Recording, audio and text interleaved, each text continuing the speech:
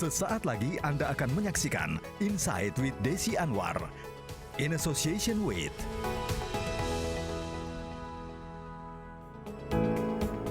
Ya, dengan adanya pandemi sangat penting bagi kita semua untuk memantau penggunaan obat-obatan yang kita gunakan untuk memerangi berbagai penyakit.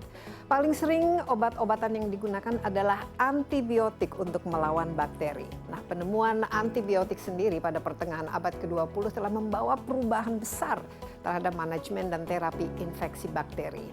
Sejak saat itu antibiotik membantu menyembuhkan infeksi bagi jutaan orang, namun hal ini terancam oleh kemunculan dan penyebaran bakteri yang ternyata resisten terhadap antibiotik dan disebut sebagai antimicrobial resistance atau AMR. Sayangnya AMR saat ini merupakan krisis kesehatan global yang terabaikan dan membutuhkan tindakan segera karena sedikitnya 700.000 kematian disebabkan oleh AMR. Pada tahun 2030 diperkirakan penggunaan antibiotik akan meningkat 30% dan dapat meningkat 200% bila AMR masih ditangani seperti saat ini. Nah, bagaimana sebaiknya kita menangani AMR serta mengedukasi masyarakat dan tenaga kesehatan tentang penggunaan antibiotik secara tepat. Insight kali ini akan membahasnya bersama saya, Desi Anwar. Antimicrobial resistant atau AMR telah menjadi ancaman nyata di dunia. Jika tak ada upaya pengendalian, AMR diprediksi menjadi pembunuh nomor 1 di dunia pada 2050 dengan tingkat kematian mencapai 10 juta jiwa per tahun. Untuk itu, kerjasama lintas sektor harus diperkuat agar ancaman itu tidak terjadi. Salah satunya melalui Antibiotic Stewardship Program atau penatagunaan antibiotik. Secara sederhana, AMR terjadi karena antimikroba sudah tidak lagi berfungsi untuk mengobati penyakit yang disebabkan mikroba yang bermutasi di dalam tubuh. Antibiotik yang seharusnya dikonsumsi penderita penyakit akibat bakteri menjadi kebal dari antibiotik tersebut sehingga akan sulit disembuhkan. Data Riskesdas tahun 2013 menunjukkan 35,2% masyarakat Indonesia menyimpan obat untuk swamedikasi dan 86,1% dari kelompok tersebut menyimpan antibiotik yang didapatkan tanpa resep. Selain itu, ditemukan 30-80% penggunaan antibiotik di Indonesia tidak berdasarkan indikasi.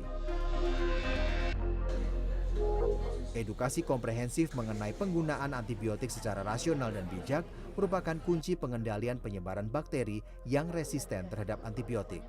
Keterlibatan seluruh profesional kesehatan juga sangat dibutuhkan, termasuk perusahaan farmasi.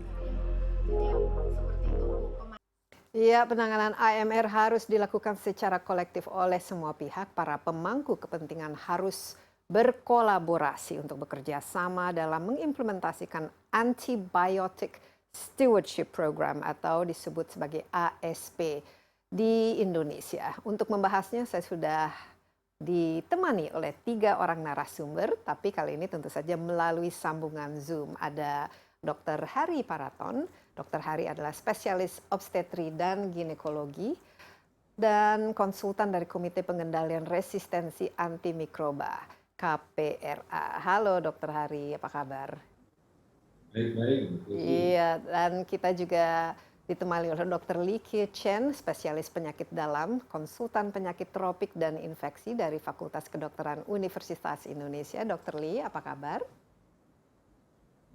Baik, Mbak Desi. Ya, dan last but not least ada Dr. Handoko Santoso, Medical Director dari PT Pfizer Indonesia, khusus Cluster Lead untuk Indonesia, Singapura, dan Pakistan. Ini luar biasa. Kali ini memang saatnya kita itu selalu mendengarkan ya para ilmuwan, para saintis, karena masih banyak sekali yang kita perlu pelajari khususnya mengenai berbagai macam penyakit kita dalam era pandemi saat ini.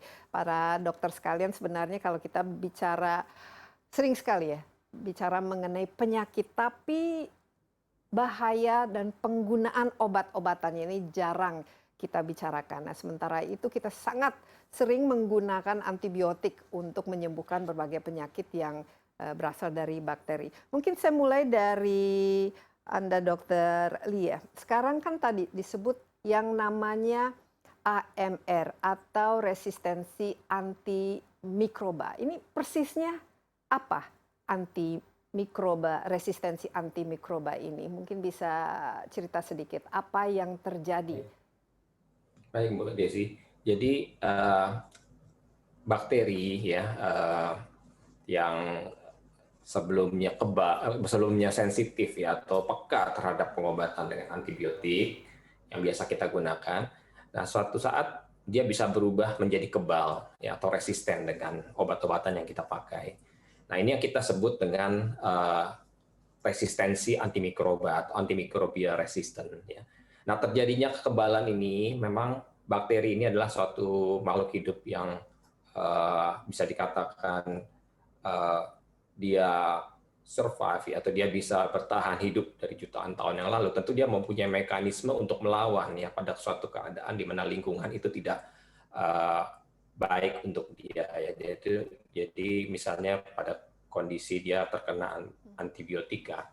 Nah, jadi memang ada strain atau jenis-jenis bakteri yang memang peka dengan obat-obatan yang akan diberikan, yaitu antibiotika. Tapi sebagian daripada strain itu memang, atau jenis-jenis daripada bakteri itu yang tidak peka ya atau resisten ya. Nah, penggunaan antibiotika yang berlebihan atau tidak terkontrol, tidak sesuai dengan indikasinya, ini akan terjadi proses seleksi ya pada bakteri yang sensitif itu akan mati.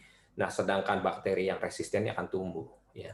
Nah, ini bakteri resisten yang bertambah banyak ini tentu akan berkembang biak dan dia akan menyebarkan gen-gen yang resisten tadi ke bakteri lain ya. Nah, kita tahu bakteri ini akan menghasilkan suatu enzim yang bisa merusak antibiotik ya. Saya kira demikian, Mbak Desi.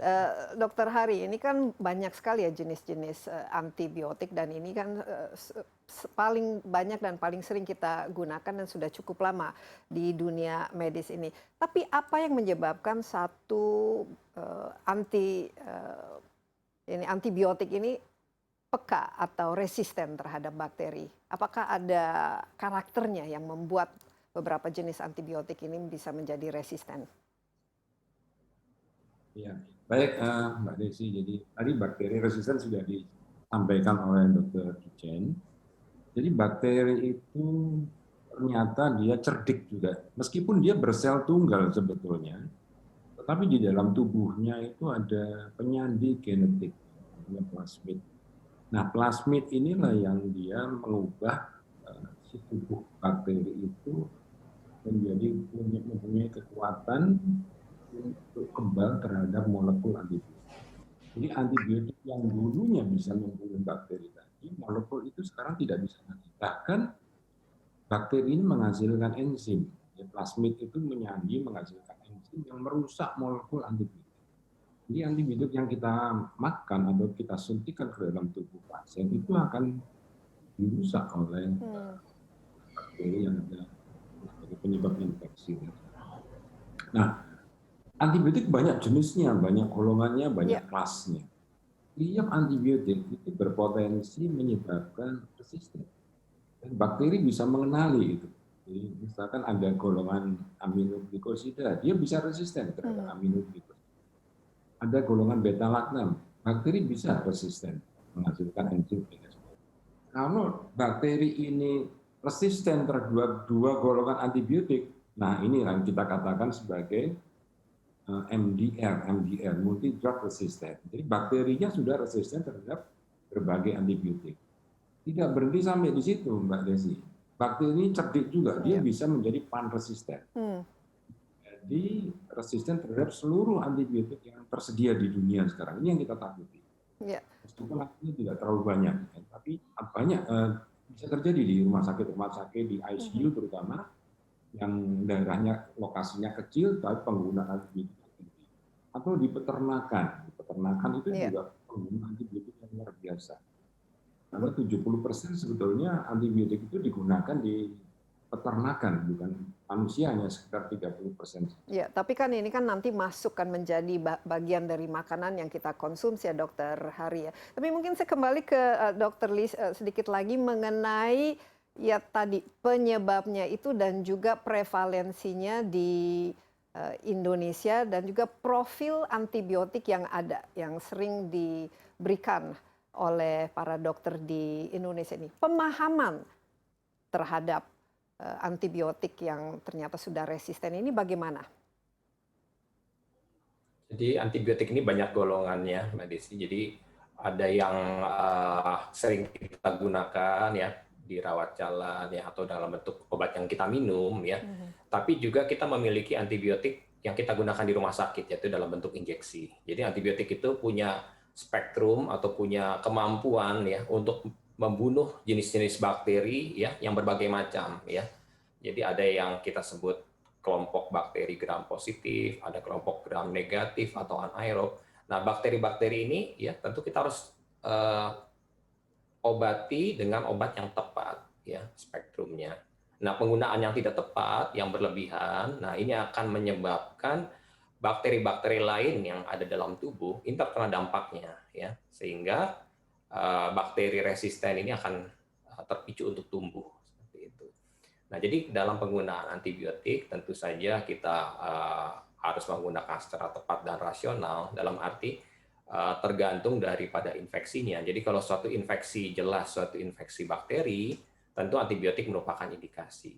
Tetapi kalau suatu infeksi bukan disebabkan oleh infeksi bakteri, misalnya infeksi virus atau jamur, tentu antibiotik tidak bisa untuk membunuh atau mengatasi infeksi ini. Jadi apalagi yang penyebab-penyebab lain yang non-infeksi yang kadang-kadang juga mirip dengan kondisi infeksi, misalnya seperti alergi atau penyakit lambung atau sakit kepala dan lain-lain, itu bukan merupakan indikasi penggunaan antibiotik. Ya, jadi khusus lebih untuk bakteri ya, Dr. Lee ya?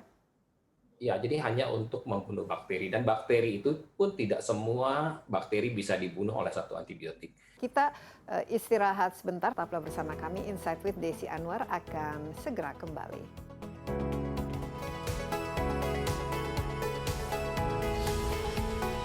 In association with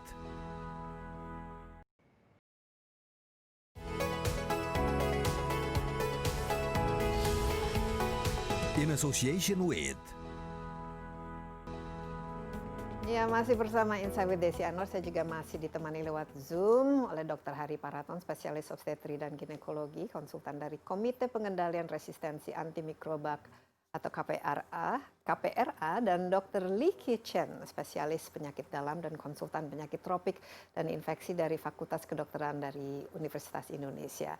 Dan juga ada Dr. Handoko Santoso, Medical Director PT Pfizer Indonesia, Cluster Lead untuk Indonesia, Singapura, dan Pakistan.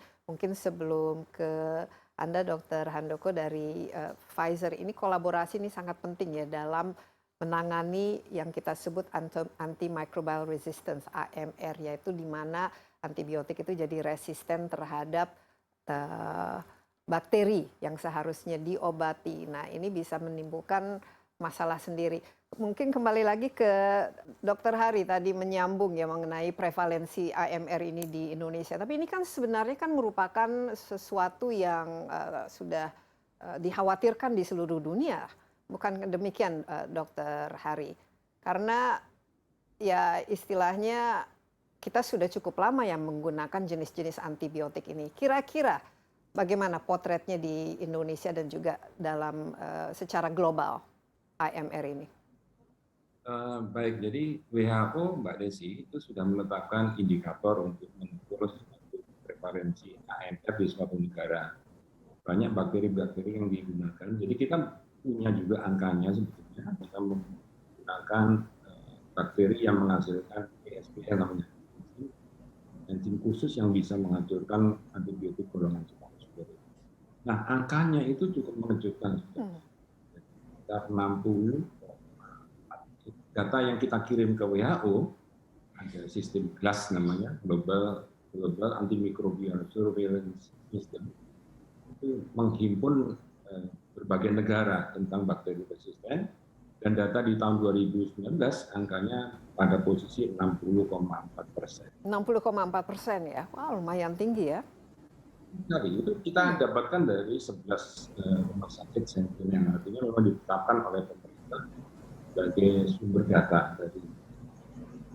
Kalau kita bandingkan dengan Belanda, Amerika, United Kingdom, itu di bawah 20%. Negara tetangga kita tahun lalu saya ke sana itu sekitar 26% saja.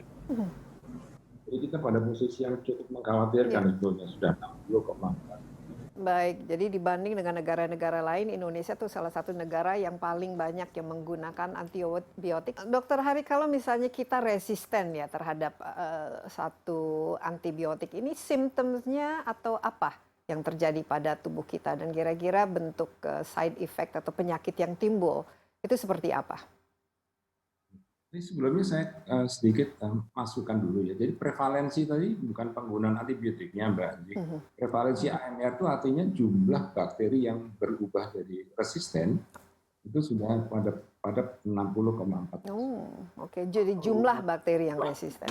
Ya, itu akibat dari penggunaan antibiotik yang tadi Yang over itu ya, berlebihan. Ya, data kami di Kementerian Kesehatan, penggunaan antibiotik yang tidak tepat itu 80%. 80%? Hanya 20% saja yang kategori itu tepat. Tepat jenisnya, dosisnya, interval, durasinya itu hanya 20%. Jadi yang mengkhawatirkan. Dan ini tantangan di organisasi profesi dan kita untuk membenahi. Tapi kenapa bisa demikian, Dokter Hari? Kenapa begitu tinggi ya? Banyak sebabnya. Jadi penggunaan antibiotik itu pada umumnya itu adalah kekhawatiran para dokter. Jadi dokter itu terlalu bertanggung jawab, terlalu respect dengan pasien, kemudian cenderung untuk bagaimana cepat sembuh. Yang disampaikan pada antibiotik itu ada aturannya. Dan yang kedua, faktor penegakan diagnosis. Tidak semua rumah sakit memiliki fasilitas layanan mikrobiologi. Jadi sering kali teman-teman itu mengobati tadi penyakit radang paru-paru, radang usus. Padahal bakterinya beda-beda. Namanya radang paru-paru, tapi bakterinya bisa Klebsiella, bisa E. coli, bisa Streptococcus. Dan tiap bakteri ini punya antibiotik sendiri-sendiri yang cocok. Nah, inilah jadi fasilitas diagnosisnya yang masih terbatas juga di beberapa. Tidak semua rumah sakit dan kota yang memiliki sarana ini. Kemudian panduan-panduan yang digunakan itu juga masih simpang siur. Nah, masalah edukasi, kemudian masalah keseragaman. Kalau kita sudah menggunakan PPK sekarang, ya suatu guideline tentang infeksi ini yang harus kita update kembali.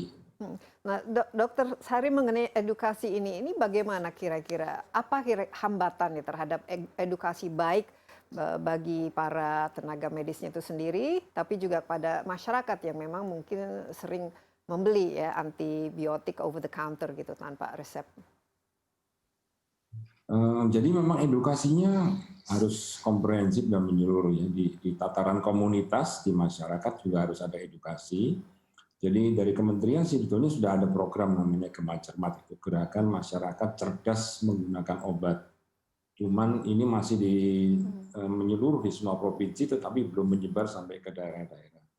Itu hanya menyadarkan saja bahwa antibiotik adalah obat keras, obat tidak bebas, mempunyai collateral damage yang membahayakan. Jadi bisa mematikan bakteri, tetapi di satu sisi dia justru menimbulkan resistensi bakteri kalau penggunaannya yang salah. Jadi masyarakat tidak boleh membeli obat sembarangan tanpa resep dokter, tidak boleh menyimpan sebagai obat cadangan misalkan, kemudian tidak boleh memberikan kepada teman, tetangga, saudaranya apabila memiliki gejala sakit yang sama, dan tidak boleh memberikan kepada keluarga-keluarga lain yang meminta. Kadang-kadang temannya tanya dulu, kamu makan obat apa itu kok bisa sembuhnya cepat ya? Padahal sebetulnya sembuhnya bukan karena antibiotik ya, tapi karena pengaruh obat lain. Sehingga kadang-kadang masyarakat merekomendasikan, memberi rekomendasi kepada teman-temannya, keluarganya membeli antibiotik yang baik, sama Dokter. jenis. Sebelum kita break sebentar, mungkin Dokter Lee, dari Anda ini kalau jenis-jenis antibiotik yang persisnya jumlahnya itu yang beredar itu sekarang, apakah kira-kira jumlahnya itu berapa, dan apakah terus-menerus ada penemuan terhadap antibiotik dengan adanya penemuan terhadap bakteri-bakteri yang baru? Baik Pak Desi, jadi kita memang antibiotik cukup banyak ya dari sisi kelas ya sekitar beberapa puluh, tapi memang yang beredar itu tidak semuanya adalah bahwa tiap merek itu adalah berbeda ya. Jadi ada namanya merek jenis secara generik, tetapi ada juga merek dagang. Yang harus kita lihat adalah generiknya ya. Jadi misalnya antibiotik yang kita sering gunakan, misalnya amoksisilin ya, kemudian itu dari golongan penisilin, kemudian ada dari golongan yang disebut cephalosporin, golongan beta-lactamase ya. Jadi banyak sekali tiap golongan itu memiliki beberapa antibiotik. Nah, tiap-tiap antibiotik punya kemampuan dan punya indikasi masing-masing. Jadi tentu saja kita sendiri dari para dokter kita memberikan edukasi ini untuk apa, dan masyarakat tentu saja tidak bisa hanya mengatakan bahwa ini infeksi, kita memerlukan antibiotik, obatnya adalah ini, tidak seperti itu. Iya. Jadi lebih rumit dan lebih sulit Mbak Desi. Iya, kita break sebentar, tapi diskusi kita masih cukup panjang. Jangan kemana-mana dulu, Insight with Desi Anwar akan segera kembali sesaat lagi.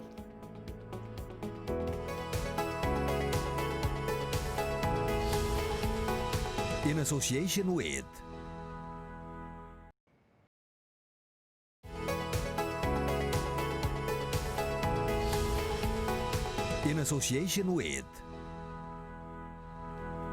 Ya, Insight with Desi Anwar kali ini kita belajar dari tiga dokter ya mengenai cara-cara untuk menggunakan antibiotik yang baik dan benar. Dokter Hari, ini sekarang kita masa pandemi ya, kira-kira apakah ada pengaruh pandemi COVID-19 ini terhadap penggunaan antibiotik dalam pengobatan saat ini?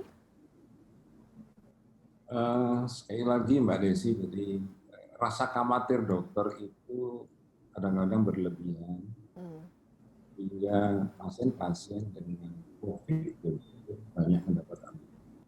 Dan sebetulnya COVID sendiri itu kan penyebabnya virus. Virus tidak bisa dimasukkan. Tetapi infeksi COVID ini bisa mendapat infeksi tumpangan, co-infection. Infeksi tumpangan ya. Jadi ada bakterinya, dan bakteri ini juga harus hati-hati menggunakan antibiotik. Berdasarkan penelitian di Wuhan dan beberapa negara lainnya, itu bukan hanya Indonesia, jadi sama di luar negeri juga kekhawatiran itu terjadi. Sehingga 90% pasien COVID itu mendapat antibiotik. Ada yang melaporkan di Italia itu 70%, sekitar 70%. Di China, Wuhan itu 90%. Nah di Indonesia kira-kira ya sama. Ya. Padahal yang infeksi tumpangan itu WHO sudah melakukan meta-analisis itu 3-12% saja. Jadi rata-rata 7%. Jadi yang pasien COVID yang memerlukan antibiotik itu sebenarnya 7%. Ya, karena ada infeksi tumpangan. Hanya saja gejala infeksi virus dan infeksi bakteri itu sama ya. Sama ya, panas, ya, darah, dan lain sebagainya. Ya. Sehingga kita harus jeli untuk mendeteksi. Ini ahlinya Dr. Kitchen sebetulnya, dia ini kan konsultan topik infection. Jadi untuk jeli memisahkan mana yang COVID murni, mana yang ada infeksi tumpangan. Mungkin bisa Dr. Lee bisa berbagi. Iya, mungkin Dr. Lee dari Anda ya, penggunaan antibiotik pada masa pandemi ini. Ya, memang kita harus bijak ya dalam menggunakan antibiotik, khususnya pada kasus COVID. Ya, kita mengetahui bahwa sejawat kita yang menangani COVID juga kesulitan ya, dalam arti memang sama-sama suatu infeksi paru yang COVID-nya positif, dan kadang-kadang kita tidak mengetahui apa suatu kondisi COVID murni atau ada suatu infeksi tambahan yang disebut dengan infeksi sekunder. Ya, walaupun secara data kita tahu bahwa infeksi sekunder itu hanya sekitar 13% ya, dan kita cenderung untuk menggunakan antibiotik pada kasus COVID karena kekhawatiran bahwa infeksi sekunder ini akan menyebabkan kondisinya bertambah berat ya. Ya, jadi memang yang kita perlukan adalah memang ketajaman klinis untuk melihat ini apakah suatu COVID murni atau suatu infeksi beserta suatu infeksi bakteri. Nah, mungkin juga kita harus menggunakan fasilitas laboratorium, yaitu kita bisa menggunakan apa yang disebut dengan biomarker ya. Biomarker itu ada suatu petanda laboratorium yang bisa membedakan suatu infeksi bakteri atau suatu infeksi virus. Nah, ini kalau kita memiliki fasilitas ini, mungkin kita bisa membantu kita dalam menggunakan antibiotik, ya, sehingga kita bisa menghemat. Nah, tentu saja penggunaan kultur, ya, atau medium untuk membiarkan bakteri ini tentu juga akan membantu kita untuk mengenali jenis mikroba atau bakteri yang harus kita gunakan sehingga bisa menggunakan obat yang lebih tepat. Demikian, Mbak Desi. Ya, ini juga makanya penting yang kita sebut ada antibiotic stewardship program ya, sehingga ada pemahaman dari berbagai macam ya, dari berbagai pihak ya, bagaimana menggunakan antibiotik dengan baik dan benar. Mungkin ini Dr. Handoko dari Pfizer bisa ceritakan sedikit ya peran Pfizer sendiri ini untuk meningkatkan inisiatif program ASP ini ya, Antibiotic Stewardship Program, khususnya di rumah sakit dan juga bagi tenaga kesehatan di Indonesia. Apa-apa saja kira-kira yang dilakukan? Ya, baik Mbak Desi. Jadi tadi sudah diterangkan mengenai seriusnya masalah antimicrobial resistance ini, tidak hanya di global tapi juga di Indonesia, baik ya dari Dr. Hari maupun Dr. Lee. Maka ini sejalan dengan inisiatif kami juga di Pfizer Global, bahwa kita ingin untuk bersama-sama memerangi AMR ini di seluruh dunia. Dan di Indonesia sendiri, Pfizer bekerja sama dengan tim dari KPRA dan juga dengan beberapa organisasi profesi kesehatan. Kita menjalankan program yang dinamakan ASP, Antibiotic Stewardship Program, atau kalau di Indonesia kan itu jadi penata gunaan antibiotik. Nah, tentu hal ini juga sesuai pula dengan tujuan strategis yang oleh pemerintah Indonesia itu dicanangkan melalui National Action Plan untuk AMR sendiri tahun 2020 sampai 2024. Dan ada beberapa kegiatan yang sudah berjalan dan sedang berjalan, di antaranya adalah program edukasi, yaitu dalam bentuk pelatihan ASP sendiri bagi tenaga kesehatan profesional dan juga bagi tim PPRA di berbagai rumah sakit di Indonesia. Jadi pelatihannya, ini kira-kira bentuk pelatihannya seperti apa, Dr. Handoko? Ya, nanti mungkin dari sekilas mungkin untuk bentuk pelatihannya adalah mengenai untuk pengenalan kembali apa yang tadi sudah disampaikan, apa tentang antibiotik, menggunakan antibiotik dengan tepat dan rasional, kemudian bagaimana kita mengevaluasi apakah ini benar, dan lain-lainnya. Nah, itu semua adalah dasar-dasarnya, kemudian akan ditindaklanjuti dengan program ke depannya bagaimana kita melakukannya dengan baik. Nah, nanti mungkin dari tim KPRA, dari Dr. Hari bisa menjelaskan lebih terperinci. Ya, sebelum ke Dr. Hari lagi, mungkin peran ya Pak Pfizer sendiri ini kan masyarakat kan penting juga ya diingatkan ya, peduli terhadap bagaimana menggunakan antibiotik secara baik, benar, secara rasional di Indonesia. Kira-kira khusus untuk masyarakatnya bagaimana ini rencananya? Ya, untuk masyarakat sendiri tentu Pfizer sendiri kita berkomitmen untuk meningkatkan kepedulian dan terutama pengetahuan dari masyarakat Indonesia sendiri terhadap pentingnya penggunaan antibiotik yang tepat dan rasional. Dengan membawa topik antimicrobial resistant ini, kami ingin sekali lagi mengingatkan bahwa hal ini adalah sangat penting. Partisipasi kami di kegiatan-kegiatan awam, bekerja sama juga dengan tim KPRA dan organisasi profesi kesehatan itu menjadi contohnya. Dan hari ini dalam talk show ini juga maka ini adalah bagian dari kegiatan tahunan yang selalu kami ikuti, di mana WHO itu mencanangkan yang namanya World Antimicrobial Awareness Week, yang tahun ini jatuhnya pada tanggal 18 sampai 24 November, yang merupakan momen yang sangat tepat tentunya untuk mengkampanyekan penggunaan antibiotik secara tepat dan rasional. Dan tentu peranan dari rekan-rekan media itu sangatlah penting untuk dapat membantu menyampaikan informasi yang tepat mengenai antibiotika ke masyarakat luas. Ya, jadi edukasi ini memang sangat penting ya, kita tidak boleh menyalahgunakan obat-obatan, apalagi konsekuensinya adalah antibiotik itu tidak akan manfaatnya itu justru bisa berkurang ya kalau kita resisten terhadap obat itu sendiri. Kita istirahat sebentar ya, tapi kita akan kembali sesaat lagi. Tetaplah bersama Insight with Desi Anwar.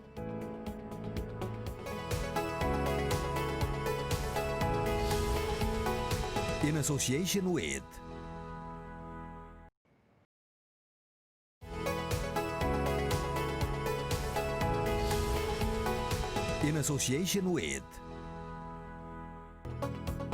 Iya, topik kita kali ini menggunakan antibiotik yang benar supaya menghindari AMR atau antimicrobial resistance. Dr. Hari sebagai ini bagian ya dari komite juga ya pengendalian resistensi antimikroba ini.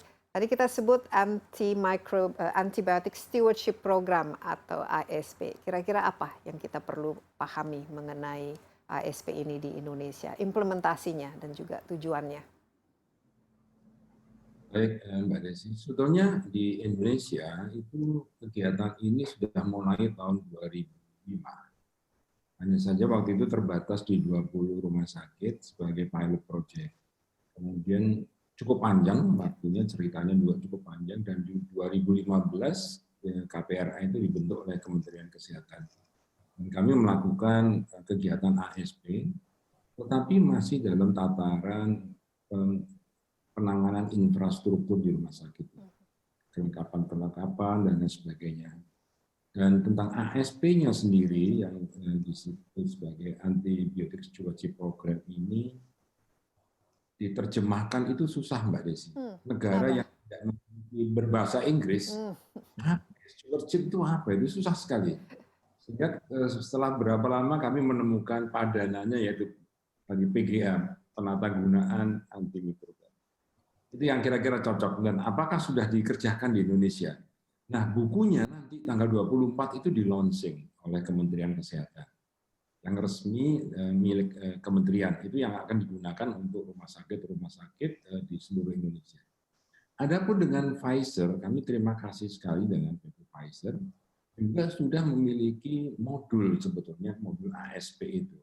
Dan modul yang di launching oleh PT Pfizer itu kita sudah uji coba untuk melatih.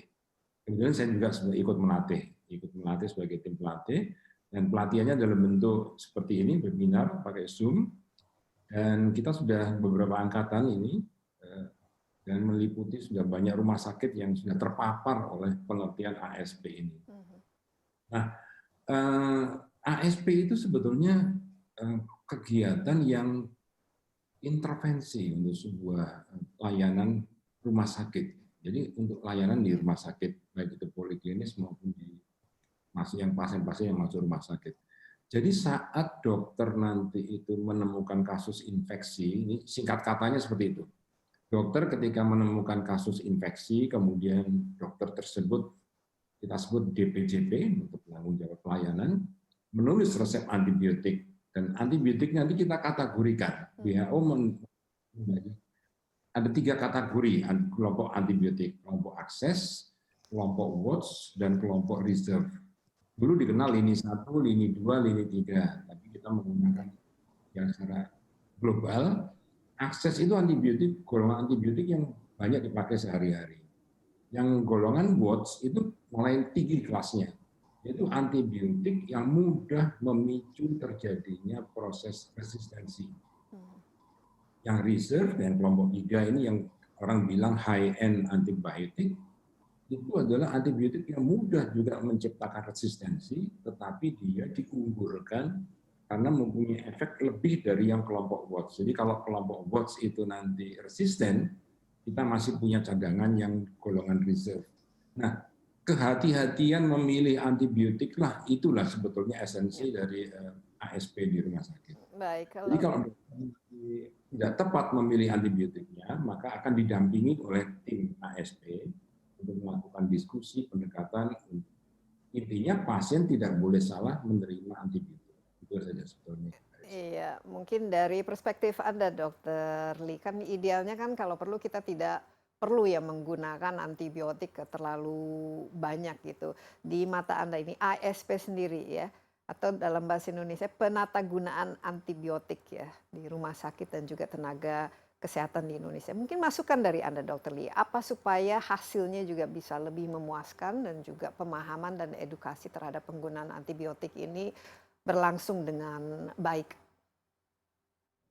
Memang inti daripada ASP adalah kita membatasi atau mengurangi penggunaan antibiotik yang tidak perlu, ya.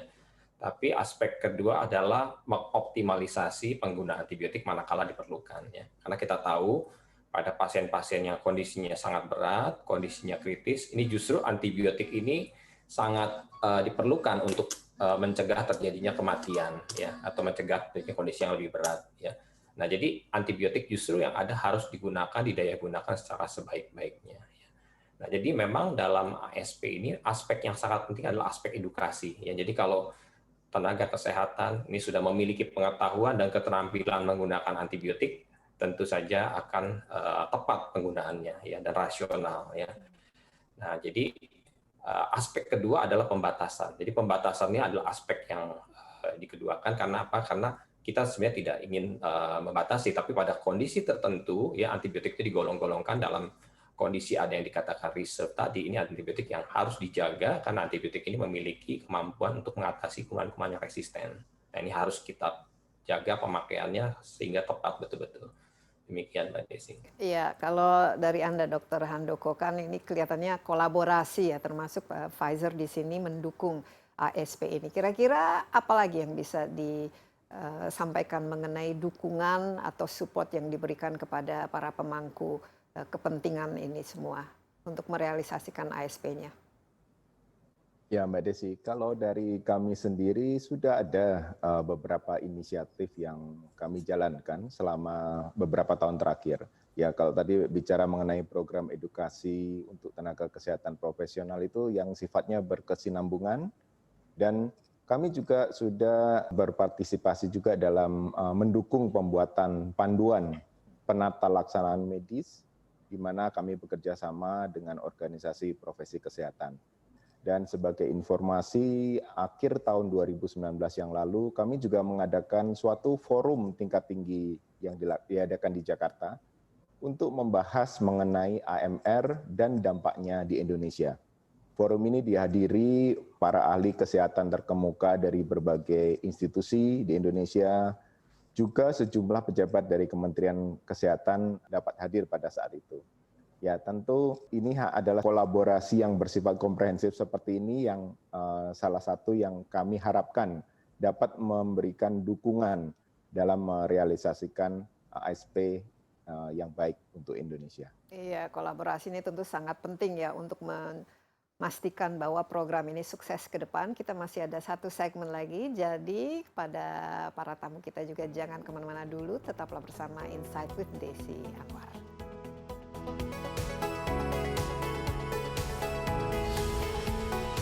In association with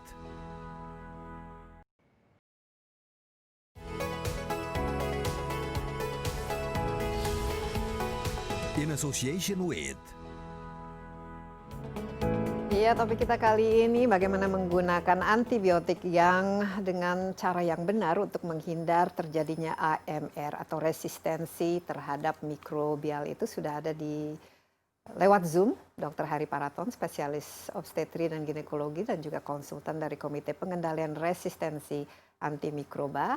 Ada juga Dr. Lee Kie Chen, spesialis penyakit dalam dan konsultan penyakit tropik dan infeksi dari Fakultas Kedokteran UI, dan juga Dr. Handoko Santoso, Medical Director dari PT Pfizer Indonesia. Ini karena bentuknya juga edukasi ya bagi masyarakat, apalagi kita orang awam. Mungkin saya di sini bisa bertanya, berkonsultasi langsung dengan dokter. Mungkin Dr. Lee, kalau misalnya saya punya penyakit, saya ke dokter, ya khususnya temu dengan Anda, kapan kira-kira Anda akan memberikan saya antibiotik, khususnya untuk penyakit apa saja?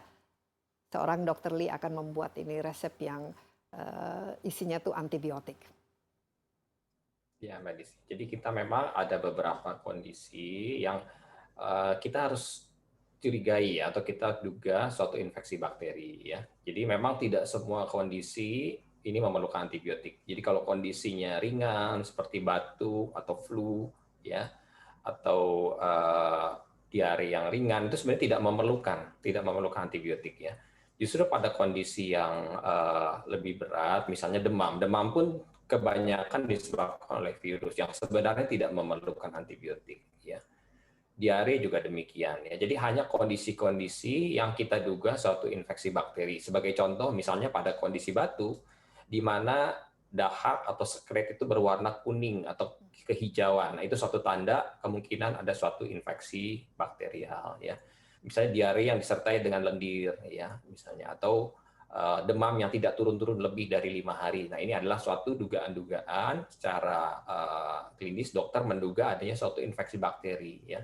Nah, tentu saja kalau ada kecurigaan seperti ini kita memerlukan bantuan laboratorium untuk memastikan bahwa ini adalah suatu infeksi bakteri.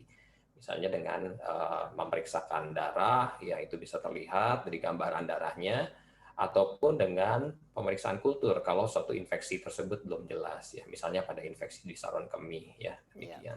Jadi tentu saja kita tidak memerlukan serta-merta langsung kasih antibiotik ya, tapi kita perlu melihat dulu dan menilai dulu kondisi pasien, apakah memerlukan atau tidak. Nah, kalau misalnya sudah dianggap perlu nih Dokter Lee ya, kira-kira berapa lama kita biasanya harus mengkonsumsi antibiotik itu, dan apa bahayanya kalau misalnya tidak menyelesaikan antibiotiknya atau terlalu lama menggunakannya, dan kalau misalnya dalam 1 tahun itu idealnya berapa kali kita boleh mengkonsumsi antibiotik sebelum kita jadi resisten?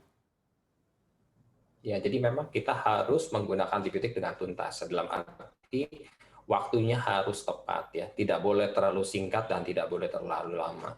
Jadi rata-rata infeksi yang menggunakan antibiotik itu lamanya yang efektif adalah 5-7 hari. Memang ada kondisi yang memerlukan lebih lama ya, suatu infeksi yang lebih berat kita bisa menggunakan sampai 14 hari. Tetapi juga ada 1-2 kondisi saja yang sebenarnya memerlukan antibiotik lebih lama lagi ya. Misalnya pada infeksi-infeksi yang sulit dijangkau oleh antibiotik, misalnya pada prostat, pada tulang ya, itu memerlukan, ataupun di dalam darah ya, di dalam jantung itu memerlukan antibiotik yang jauh lebih lama ya. Jadi kalau kita mendapatkan resep, tentu saja sebaiknya diambil semuanya, jangan diambil hanya separuh kemudian sudah sembuh kemudian kita stop ya. Karena kalau demikian itu akan memicu seleksi ya, atau seleksi daripada bakteri-bakteri yang resisten ini ya. Sehingga nanti suatu saat ketika kita terinfeksi lagi, ini akan keluar adalah bakteri-bakteri yang sudah resisten tadi ya. Nah, tentu saja penggunaan antibiotik tentu saja harus rasional. Memang tidak ada batasan setahun harus berapa kali, tapi tetap ya kalau ada indikasi baru kita menggunakan antibiotik. Iya, tapi idealnya jangan terlalu banyak kan ya, Dokter Lee ya. Ini kan tujuannya kan Ya, untuk memang mengurangi ketergantungan kalau tidak terhadap perlu kita antibiotik. jangan gunakan.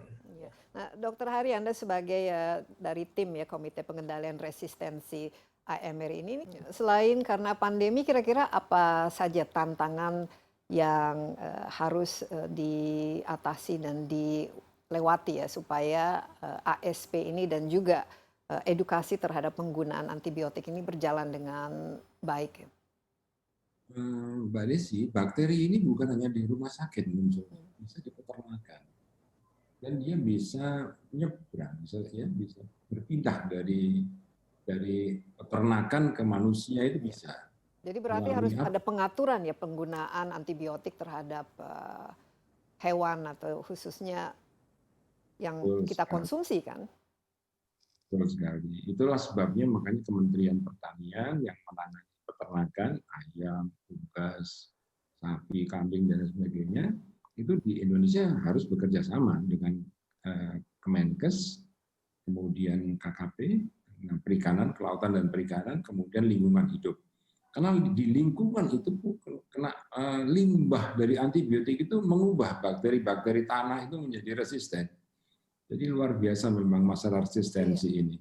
Iya, jadi kalau khususnya dari Pfizer sendiri, Dr. Handoko, ini kan ada National Action Plan yang cukup jangka panjang ya. Kira-kira nanti monitoringnya dan juga strategi dan cara-cara mengevaluasi dari kolaborasinya itu bentuknya seperti apa ya?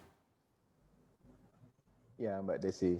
Jadi tadi sudah ditekankan bahwa kolaborasi itu memegang peranan kunci dalam suksesnya program ini. Dan karena AMR ini adalah masalah yang terjadi di seluruh belahan dunia, maka di Indonesia sendiri maka menjadi sangatlah penting kalau kita berkolaborasi untuk mengatasi ini.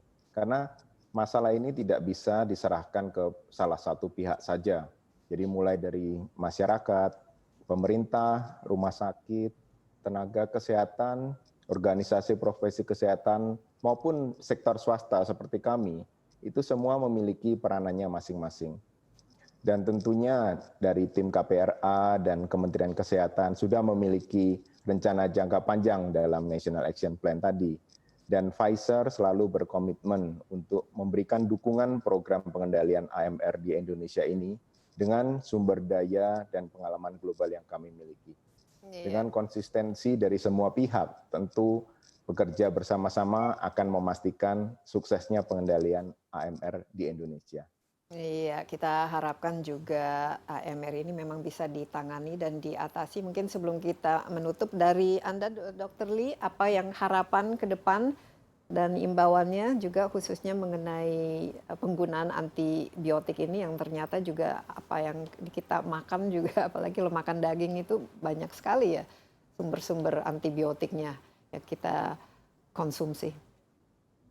Ya, saya kira dalam mengatasi masalah resistensi ini tentu saja antara pemerintah, kemudian kami dari profesi dan juga masyarakat kita bersama-sama, ya tentu saja kita harus berkolaborasi untuk mengatasi resistensi. Ya.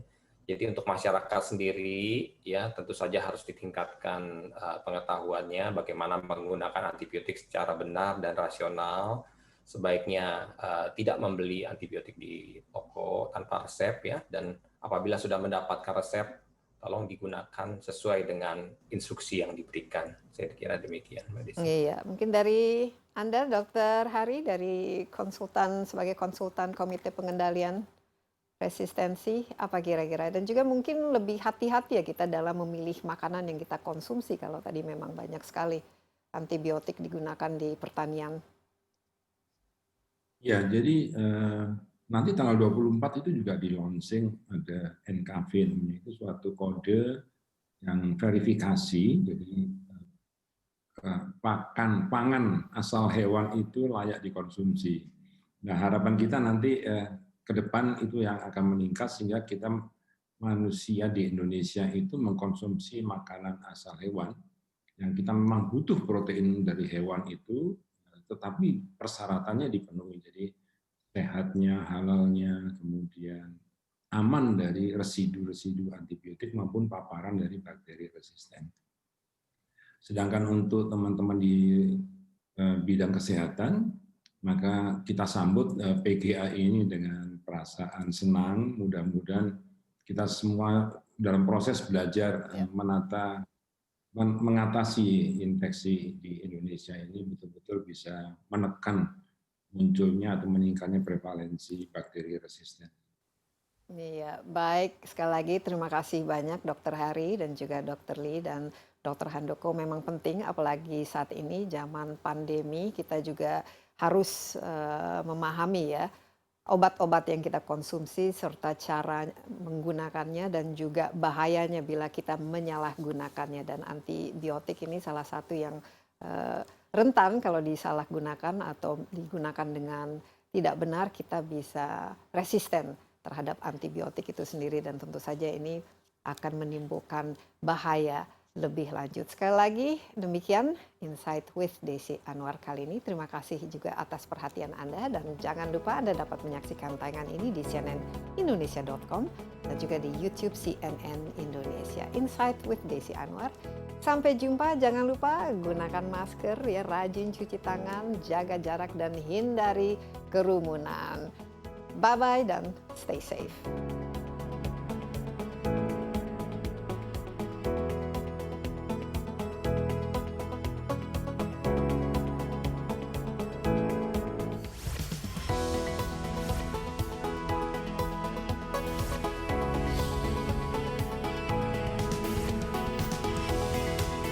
Terima kasih Anda baru saja menyaksikan Insight with Desi Anwar in association with